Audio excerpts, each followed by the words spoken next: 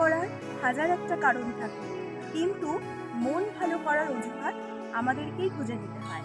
আজকে আমি আমার মন ভালো করতে চলে এসেছি মেঘনায়, একটা সুন্দর এগ্রিকালচারাল পার্কে। চলো একটু তোমাদের আজকে ঘুরে দেখিয়ে দিই। তোমরাও আজ দেখো আর আমার সাথে মন ভালো করো। চলে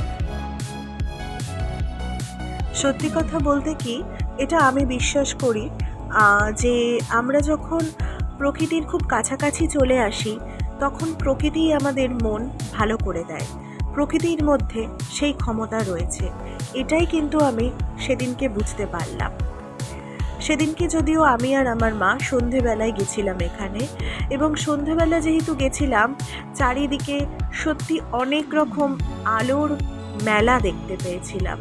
আর পরিবেশটা ছিল ভীষণ সুন্দর, চারিদিকে খুব হালকা মিউজিক চলছিল এবং চারিদিকটা ছিল শান্ত এবং সুন্দর।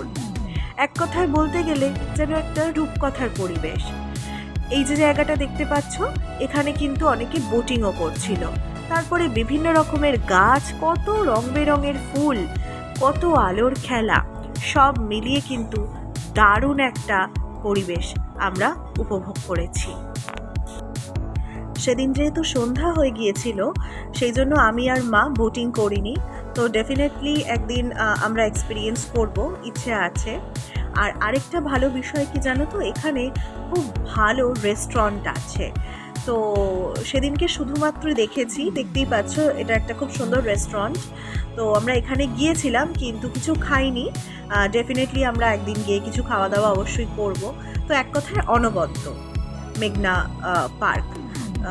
আর আরেকটা কথা, যত অভিজ্ঞতা বাড়ছে তত একটা জিনিস ভীষণভাবে উপলব্ধি করতে পারছি, জীবনের প্রত্যেকটা দিনে আরও আরও আরও জীবন যোগ করে দিতে হবে, প্রত্যেকটা মুহূর্তকে আরও আরও আরও প্রাণবন্ত করতে হবে। কবিগুরুর লেখা একটা গানের লাইন ভীষণভাবে মনে পড়ছে, প্রাণ ভরিয়ে তৃষা হরিয়ে মোরে আরও আরও আরও দাও প্রাণ।